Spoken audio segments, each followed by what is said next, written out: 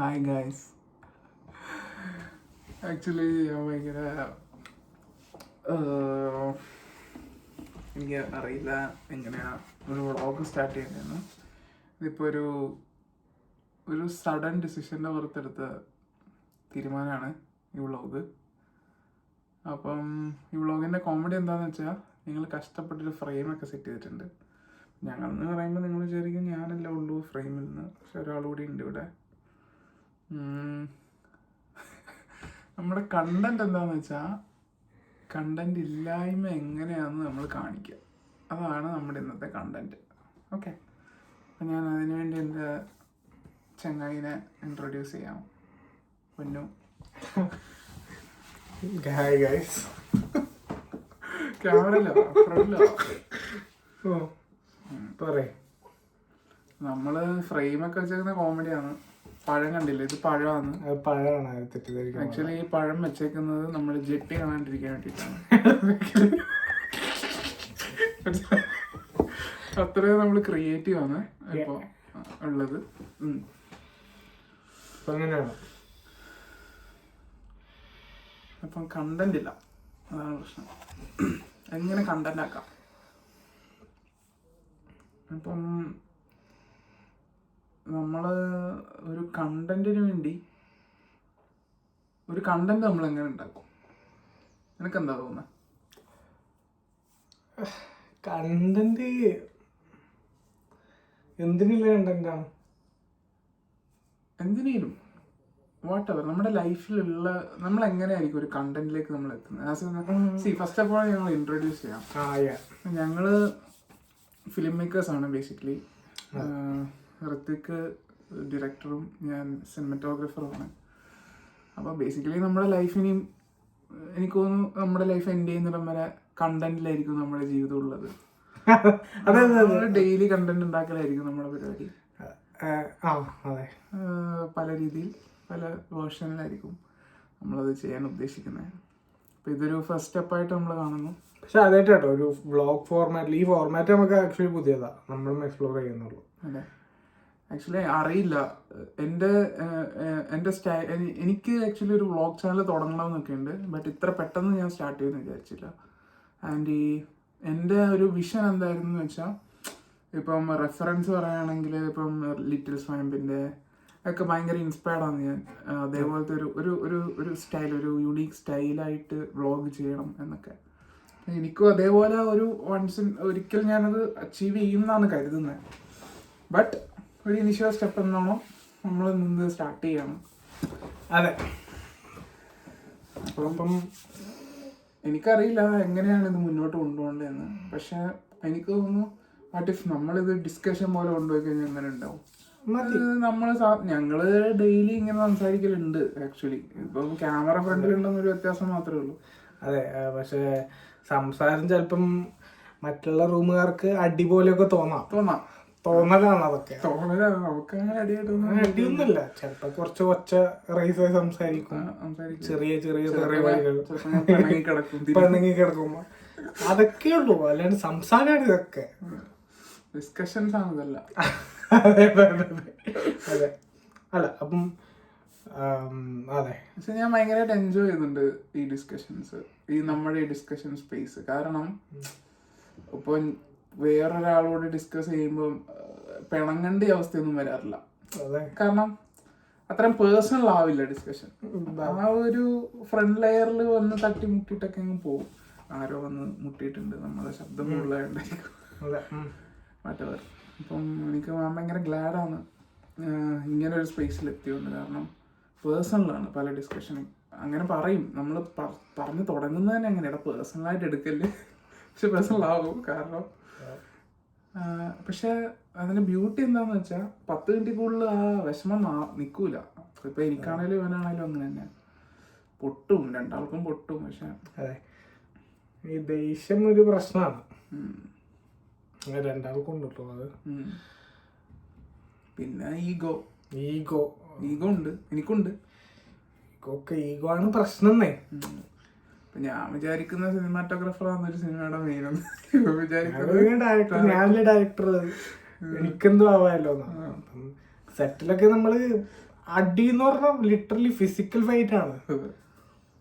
അപ്പൊ ഇവൻ ട്രൈപോഡ് എടുത്തതല്ലൊന്നും ഞാൻ ക്ലാബോർഡ് എടുത്തതല്ലൊന്നും അങ്ങനെയൊക്കെയാണ്. അപ്പം സെറ്റിലെ വിശേഷങ്ങൾ വേണമെങ്കിൽ കമന്റ് ഡൗൺ. നമ്മള് അതിനൊരു സീരീസ് തന്നെ ആക്കേണ്ട പരിപാടികളുണ്ട് നമ്മുടെ കയ്യില്.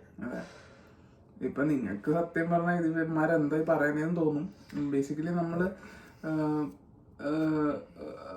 കമ്മിങ് എപ്പിസോഡ്സിൽ നമ്മൾ എന്താ ചെയ്യുന്നത്, എങ്ങനെയാണ് ഇവിടെ എത്തിയത്, ഇതെല്ലാം പറയുന്നൊരു എപ്പിസോഡ്സ് ഉണ്ടാവും താഴെ.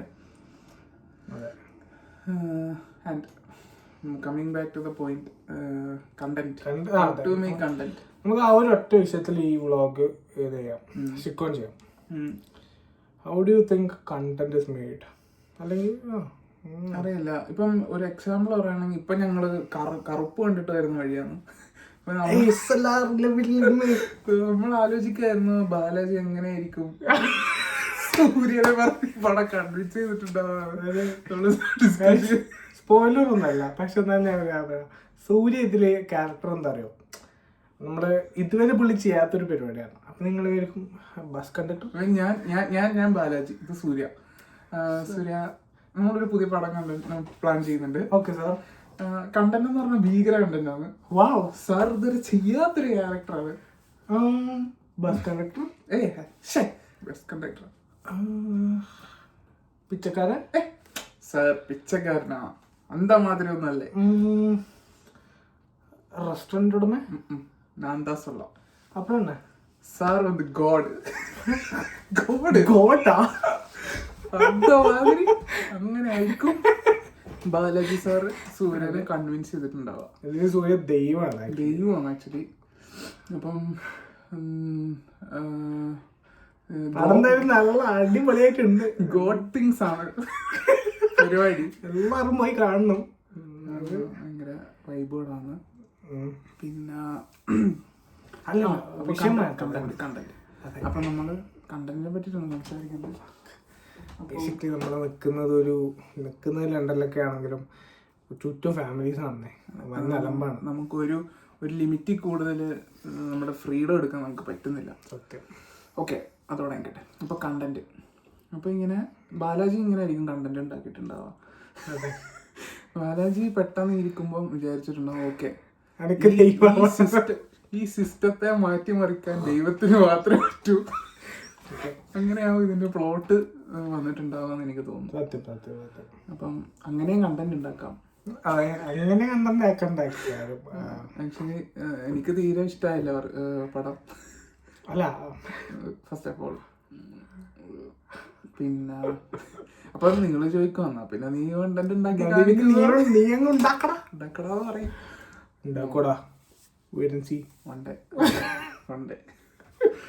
ഓക്കെ. അപ്പം കണ്ടന്റ്, അപ്പം എനിക്ക് തോന്നുന്നൊരു ബേസിക് കണ്ടന്റ്, അപ്പൊ എന്റെ ഒരു പെർസ്പെക്റ്റീവ് എന്താന്ന് വെച്ച് കഴിഞ്ഞാൽ അത് പറയാം.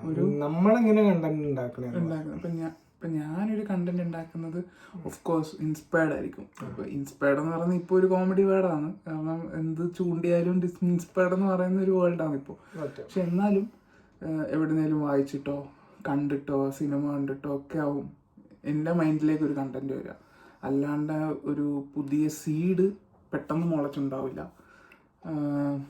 എനിക്ക് ആ സീഡ് എവിടുന്നേലും എനിക്ക് കിട്ടിയിട്ടാവും അത് മുളയ്ക്കുക. അപ്പം റീസെൻ്റ്ലി ഇപ്പം ഞാൻ ഒരു എക്സാമ്പിൾ പറയുകയാണെങ്കിൽ എൻ്റെ മൈൻഡിൽ ഇപ്പോൾ ഋത്വിക്കിനോട് ഞങ്ങളുടെ ഗ്രാജുവേഷൻ പ്രൊജക്റ്റ് ചെയ്യുന്നതിന് പറ്റിയിട്ട് സംസാരിക്കുമ്പോൾ ആദ്യമേ എൻ്റെ മൈൻഡിലുണ്ടായിരുന്നൊരു കണ്ടന്റ് ഉണ്ട്.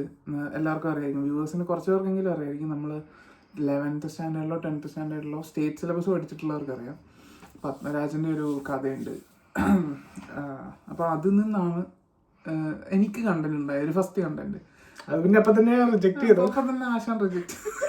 എനിക്കത് സങ്കടമൊന്നുമില്ല, അതുകൊണ്ട് അത് നടന്നില്ല. അത് ഇവൻ ഡിസർവ് ചെയ്യുന്നില്ല. LJP ഡിസർവ് ചെയ്തു. അതായത് ഒരു അപ്പി കഥ പറഞ്ഞിട്ടാണ് പറയുന്ന നിങ്ങൾക്ക് തന്നെ മനസ്സിലാവില്ല. അങ്ങനത്തെ ഒരു പരിപാടിയാണ് ഞാൻ പറഞ്ഞത്. അല്ല, പക്ഷെ കഥ ഉക്കറിനാണ്. അത് വേറെ പല റീസൺസ് കൊണ്ടാണ് അത് ഒഴിവാക്കിയത് കേട്ടോ. അതെ, നിങ്ങൾക്ക് ഓർമ്മ ഉണ്ടാവും മറ്റേ ചിത്രം കണ്ടിട്ട് ലാസ്റ്റില് അച്ഛൻ്റെ ചിത്രം തേടി പോകുന്നൊരു തെരുവ്. ആ സ്റ്റോറി പ്ലോട്ടിനാണ്, കുറേ പേർക്കൊക്കെ അറിയായിരിക്കും. അപ്പം അങ്ങനെയാണ് എനിക്ക് കണ്ടന്റ് ഉണ്ടാവും. ഇതൊക്കെ കഴിഞ്ഞ വർഷമല്ല ഇത് നമ്മളപ്പോ എത്ര കഥ. നമുക്കിപ്പോ ഒരു ഗ്രാജുവേഷൻ പ്രോജക്റ്റ് ചെയ്യാറുണ്ട്. അപ്പം അതിന് നമ്മൾ സൂര്യ ചൂസ് ചെയ്യാവുന്നതിനേക്കാളും കൂടുതൽ ചൂസ് ചെയ്യാവുന്ന നമ്മളാണ്. അതായത് എത്ര കഥകളാണ് അറിയോ നമ്മളിങ്ങനെ ഫ്ലിപ്പായി പോകണം. എനിക്ക് കണ്ടന്റ് ഉണ്ടാവുന്നത് ഇങ്ങനെ തന്നെ ഇൻസ്പയർഡ് ആണ്. Inspired from the people I meet, the stories I hear, from the movies I watch. അങ്ങനെ എല്ലാത്തിൽ നിന്നും ഇൻസ്പയർഡ് ആവാറുണ്ട്. പിന്നെ ഞാനീ പറഞ്ഞ പോലെ ആൾക്കാരുടെ ലൈഫിൽ നടന്ന പരിപാടികളും എല്ലാം ചോദിക്കാറുണ്ട്. എനിക്ക് കഥകൾ പൊതുവേ ഇഷ്ടമാണ്. പറഞ്ഞ പോലെ ജോപ്പിനെ അറിയാം. അപ്പം കഥകൾ അപ്പം ഞാൻ ഇങ്ങനെ ചോദിച്ച് ആൾക്കാരും പറയും. ഇപ്പം നമ്മളിപ്പോൾ ആരോട് ചോദിച്ചാലും അവർ എല്ലാവർക്കും അവരവരെ പറ്റിയിട്ട് പറയാൻ ഭയങ്കര ഇഷ്ടമാണ്. അപ്പം ചോദിച്ചാൽ പറയും. ലൈഫിൽ ഒരുപാട് കണ്ടന്റ് ഉള്ള ആളാണ് കേട്ടോ. അല്ല അത്രക്കൊന്നുമില്ല, സാധനമുണ്ട്, അത്രക്കൊന്നുമില്ല. അപ്പം അതുകൊണ്ട് അങ്ങനെ ഇൻസ്പയർഡ് ആവാറുണ്ട്. പിന്നെ സിനിമകളിൽ നിന്ന് ഇൻസ്പയർഡ് ആവാറുണ്ട്, എല്ലാത്തിൽ നിന്നും ഇൻസ്പയർഡ് ആവാറുണ്ട്. പിന്നെ ഞാൻ പറയുന്ന ഒരു വാക്ക് ഇവന് തീരെ ഇഷ്ടമല്ല, അതായത് ഇമോഷണൽ ലെയർ. ഞാൻ എന്ത് പറഞ്ഞാലും പറയണ ഇമോഷണൽ ലെയർ ലാക്കിങ് ആണ്. ബ്രോ അങ്ങനെയല്ല, അത് സംഭവം വെച്ചാൽ അപ്പം ഞാനിങ്ങനെ നമ്മൾ ഡെയിലി ബേസിസിൽ നമ്മൾ ഓക്കെ ഫിലിം മേക്കിംഗ് സ്റ്റുഡൻസ് ആണ് കേട്ടോ. അപ്പം നമുക്ക് ക്ലാസ്സിൽ സംബന്ധമായിട്ടും അല്ലാതെയും ഡെയിലി ബേസിസിൽ കഥകളിലും ഒക്കെ ഉള്ളൊരു ആവശ്യമുണ്ട്, മനസ്സിലായില്ലേ? അങ്ങനെ നമ്മളിങ്ങനെ കഥകൾ ഓരോന്ന് ഡെവലപ്പ് ചെയ്ത് വരുമ്പോഴും ഞാനിപ്പം അതിനോട് വന്നിട്ട് എടാ ഇങ്ങനൊരു പരിപാടി ഉണ്ട്, ഇങ്ങനൊരു സക്സസ് തോന്നി അപ്പം പറയും എടാ. അപ്പം ഇവന് വേറെ ഒരു കുറ്റവും പറയാൻ കിട്ടിയിട്ടില്ലെങ്കിൽ ഇവൻ പറയുന്ന ഒരു ഡയലോഗ്, എടാ ഒരു സോളില്ലടാ, ഒരു ഇമോഷണൽ ലെയർ ഇല്ലടാ. അപ്പം ഞാൻ പറയും നീ എന്താ ഉദ്ദേശിക്കണേ? അപ്പം പറയും ഇതാണ് ഒരു സോളില്ല. അപ്പം ഞാൻ പറയും എലാബറേറ്റ് ചെയ്യും. അല്ല അതെനിക്കറിയില്ല, പക്ഷെ ഒരു സോളില്ല. അതായത് ഇല്ലെങ്കിൽ കളിയും പറയും എടാ ആ ഒരു ഏരിയ കുറച്ച് വീക്കാണ്, എടാ നമുക്ക് ഇങ്ങനെ ഒരു ആർക്ക് പിടിച്ചാലോ അങ്ങനെ പിടിച്ചാലോ ഇങ്ങനെ പിടിച്ചാലോ ക്ലൈമാക്സിലൊന്ന് ചെറിയൊരു പരിപാടി കൊടുക്ക്, പിന്നെ എത്രപ്പാട് ക്യാരക്ടേഴ്സ് വേണ്ട. അപ്പം അങ്ങനെ പല പരിപാടി ഉണ്ടാവും. അപ്പം ഒന്നും പറയാൻ കിട്ടിയില്ലെങ്കിൽ പറയുന്ന സാധനമാണിത്. അത് അവൻ സമ്മതിക്കില്ല.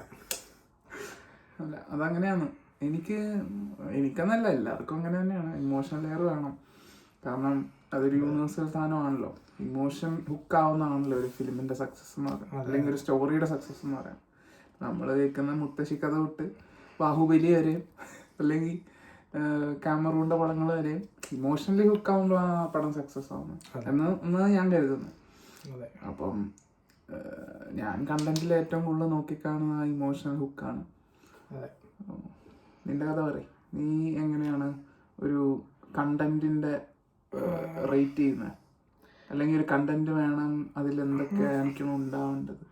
അങ്ങനൊരു ഫിക്സഡ് ക്രൈറ്റീരിയ ഒന്നുമില്ല. എന്നെ എക്സൈറ്റ് ചെയ്യിപ്പിക്കണം എന്നുള്ളതാണ്. സത്യം പറയാലോ, എനിക്കിപ്പം മോസ്റ്റ് ഓഫ് ദ പരിപാടികളും എന്നെ എക്സൈറ്റ് ചെയ്യിപ്പിക്കാറില്ല. ഒരു വെരി ഫ്യൂ പരിപാടികൾ മാത്രമാണ് എന്നെ എക്സൈറ്റ് ചെയ്യിപ്പിക്കുന്നത്. അപ്പം അതിലേക്ക് എത്താൻ ചിലപ്പോൾ കുറച്ച് സമയം എടുക്കും. അതൊരു പ്രശ്നമാണ് എനിക്ക് പേഴ്സണലി. സാറ്റിസ്ഫൈഡ് ആവാൻ കുറച്ച് അധികം പണിയാണ് എന്താണെങ്കിലും. അപ്പം ആ ഒരു സാധനം വെച്ച് അങ്ങനെ പ്രത്യേകിച്ച് ക്രൈറ്റീരിയ ഒന്നുമില്ല. എൻ്റെ ക്രൈറ്റീരിയ ഇത്രേ ഉള്ളൂ. എനിക്ക് മിക്കതും വർക്കാവലുണ്ട്. അവാർഡ് വേണം. എൻ്റെ പെർസ്പെക്റ്റീവ് അതായത് ജോപ്പൻ്റെ ജീവിത ലക്ഷ്യം എന്ന് പറഞ്ഞാൽ ഒരു നാഷണൽ അവാർഡ്, ഒരു സ്റ്റേറ്റ് അവാർഡ്, പറ്റുകയാണെങ്കിൽ ഒന്ന് ഓസ്കാർ വേദി കിട്ടുമൊന്നുമില്ലെങ്കിലും ഒന്ന് കാണണം. ഇതൊക്കെയാണ് ജോപ്പൻ്റെ ജീവിത ലക്ഷ്യങ്ങൾ. നമുക്ക് എല്ലാവർക്കും ഓരോ ലക്ഷ്യങ്ങൾ ഉണ്ടാവും, ഓരോരുത്തർക്കും ഓരോ ലക്ഷ്യങ്ങളാണ്. അപ്പം ഇവനെ സംബന്ധിച്ച് ഇവന് സ്റ്റൈലൈസ്ഡ് ഡയറക്ടർ ആവണം, കുറച്ച്.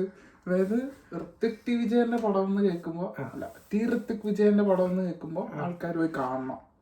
ഋത്വിക്കിന്റെ പടം മമ്മൂക്ക അഭിനയിച്ചാലും ഋത്വിക്കിന്റെ പടം കാണണം. മമ്മൂക്ക സോറി ഡേറ്റ് തരണം കേട്ടോ, ഞാൻ വരുന്നുണ്ട്. അതെ, അതാണ് ഋത്വിക്കിന്റെ ആഗ്രഹം. എൻ്റെ ആഗ്രഹം ഇതൊക്കെയാണ്. എനിക്ക് നമ്മുടെ പടം നമുക്ക് എക്സിബിറ്റ് ചെയ്യാൻ പറ്റുന്ന വേദികളാണല്ലോ ഇതെല്ലാം. തിയേറ്റർ എക്സിബിറ്റ് ചെയ്യാൻ പറ്റുന്ന വേദികൾ തന്നെയാണ് ഓഫ് കോഴ്സ്. പക്ഷെ ഒരു അവാർഡ് അല്ലെങ്കിൽ അങ്ങനെയൊരു സ്ഥലത്ത് പോയി ഇത് എക്സിബിറ്റ് ചെയ്യാന്ന് പറയുമ്പോൾ നമ്മളെക്കാളും എത്രയോ ടാലൻറ്റഡ് ആയിട്ടുള്ള ഡയറക്ടേഴ്സും ഫിലിം മേക്കേഴ്സും ആയിരിക്കും ഇത് കാണുന്നത്, ഇത് ജഡ്ജ് ചെയ്യുന്നത്. അപ്പോൾ അവരെ ഇത് കാണിക്കണം എന്നൊരു ആഗ്രഹം എനിക്കുണ്ട്. അത് വിൻ ചെയ്യാനല്ല, പക്ഷെ അവിടേക്ക് ഒന്ന് പോയി ഞാൻ ചെയ്യുന്ന അതിനു വേണ്ടിയിട്ടുള്ളൊരു ക്വാളിറ്റിയിലുള്ളൊരു പടം ഉണ്ടാക്കണം. അതാണ് എൻ്റെ ഒരു ആഗ്രഹം. വിൻ ചെയ്യുക എന്നുള്ളതിനേക്കാളും അവിടേക്ക് എത്തിപ്പെടുക എന്നുള്ളതാണ് എൻ്റെ ഒരു ആഗ്രഹം. കണ്ടന്റ് നമ്മൾ വ്യതിചലിച്ചോ? സ്റ്റിൽ നമുക്ക് ഇതുവരെ നമുക്കൊരു കണ്ടന്റ് കിട്ടിയിട്ടില്ല. എന്തിന്? ഒന്നിനും. അതെ, വ്ളോഗിന് തന്നെ കാര്യമായിട്ട് കണ്ടന്റ് ഒന്നുമില്ല. അതുകൊണ്ടാണ് ഇങ്ങനെ ഇരുന്ന് പറയാനായി ബീറ്റിംഗ് അറൗണ്ട് ദ ബുഷ് പരിപാടി നടത്തുന്നത്. അപ്പം ഇപ്പം എന്താ എന്താണ് കണ്ടന്റില്ല. കണ്ടന്റില്ലായിരുന്നു. നമ്മൾ പിന്നെ അതിരടി കണ്ടിട്ടു ഇന്നലെ. നൈസായിട്ടുണ്ട്. അതിരടി കണ്ടു, നൈസായിട്ട്. ജോണിന്റെ ഒരു മെൻറ്ററാണ് അതിന്റെ. മനാട്ടൻ കാണുന്നുണ്ടെങ്കിൽ അടിപൊളിയായിട്ട് മനാട്ട. അതെ, പ്രൊഡക്ഷൻ ഡിസൈനർ. ഉഗ്രം പരിപാടിയാണ് അതിലായിട്ട്. പടം നൈസാണ്, നൈസ് പടമാണ്. ചെറിയ ഫ്ലോസ് ഒക്കെ ഉണ്ട്. അങ്ങനെ പറയാൻ പാടില്ല അല്ലേ, പൊളിറ്റിക്കലി ഇൻകറക്റ്റ്. അതെ, പേഴ്സണൽ ഒപ്പീനിയൻ ഉണ്ടെങ്കിലും അത് ഓവറോൾ പരിപാടി നോക്കുമ്പോൾ ഉഗ്രനാണ്. ടോവിനോന്റെ ഒരു സെക്കൻഡ് എൻട്രി ഉണ്ട് മുത്തേ, അത്ര ടിപ്പിക്കൽ സാധനമാണ്. ടിപ്പിക്കൽ ക്യാരക്ടർ ആർക്കാണ്, ടിപ്പിക്കൽ പരിപാടിയാണ്. അങ്ങനെ ഭീകര ഔട്ട് ഓഫ് ദ ബോക്സ് പരിപാടി ഒന്നുമല്ല, പക്ഷെ നൈസാണ്. അത് ഈ പറഞ്ഞ ഇമോഷന്റെ ഗുണമാണ്. ഇപ്പം ഇന്ന് കണ്ട കറുപ്പിലും ആവശ്യത്തിൽ കൂടുതൽ മാസ് എലമെന്റ്സും എലിവേറ്റഡ് സീൻസും ഒക്കെ ഉണ്ട്, പക്ഷെ ഇതിനൊന്നും കണക്ട് ചെയ്യിപ്പിക്കാൻ പറ്റിയിട്ടില്ല. അതിനായിട്ട് സക്സസ് ആയത് എനിക്ക് തോന്നുന്നു അവിടെയാണ്. ആ ഒരു ബേസിക് ലെയർ എപ്പോഴും ഒരു കൺസിസ്റ്റന്റ് ആയിട്ട് കീപ്പ് ചെയ്തിരുന്നു. അതിൽ മാസ് വരുമ്പോൾ ഒരു രസമുണ്ട് കാണാൻ, ഹുക്കാവുന്നുണ്ട് ആൾക്കാർ. അതെനിക്ക് തോന്നുന്നത്. അതെ അതെ അതെ അതെ. ഇപ്പം എന്താ കഴിഞ്ഞില്ലേ? കഴിഞ്ഞ്. അപ്പം ശരി, നമുക്ക് നാളെ കാണാം. അടുത്ത വ്ളോഗിൽ കാണാം. ബൈ.